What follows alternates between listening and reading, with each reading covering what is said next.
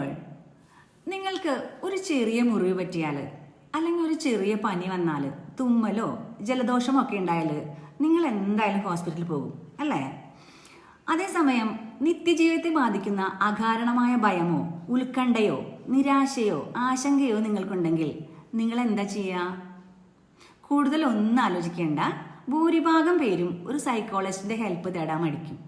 Treatment എടുക്കുക എന്ന് പറയുന്നത് ഒരിക്കലും ഒരു ബലഹീനതയായിട്ട് നിങ്ങൾ കാണരുത്. അത് ജീവിതത്തെ സന്തോഷത്തിലേക്കും സമാധാനത്തിലേക്കും കൊണ്ടുവരാനുള്ള ഒരു മാർഗമായിട്ട് കരുതണം. ലോകാരോഗ്യ സംഘടനയുടെ കണക്കുകൾ പ്രകാരം 8-ൽ ഒരാള് മാനസികാരോഗ്യവുമായി ബന്ധപ്പെട്ട ബുദ്ധിമുട്ടുകൾ നേരിടുന്നുണ്ട്. 25% പേരും ആളുകളും തങ്ങളുടെ ജീവിതത്തിൽ എപ്പോഴെങ്കിലും മാനസികാരോഗ്യ പ്രശ്നങ്ങൾ നേരിട്ടുള്ളവരായിരിക്കാം. മാനസികാരോഗ്യ പ്രശ്നങ്ങൾ തീർച്ചയായും നമ്മുടെ ബന്ധങ്ങളെയും പ്രൊഫഷനെയും വ്യക്തിജീവിതത്തെയും ഒക്കെ നെഗറ്റീവായിട്ട് ബാധിക്കും. അതുകൊണ്ട് ശാരീരികാരോഗ്യം പോലെ തന്നെ മാനസികാരോഗ്യവും നമ്മൾ കാത്തു സൂക്ഷിക്കണം. അതിനായി സ്റ്റിഗ്മകളെല്ലാം പൊട്ടിച്ചെറിഞ്ഞുകൊണ്ട് മാനസികാരോഗ്യത്തിനായി നമുക്ക് ഒരുമിച്ച് കൈകോർക്കാം.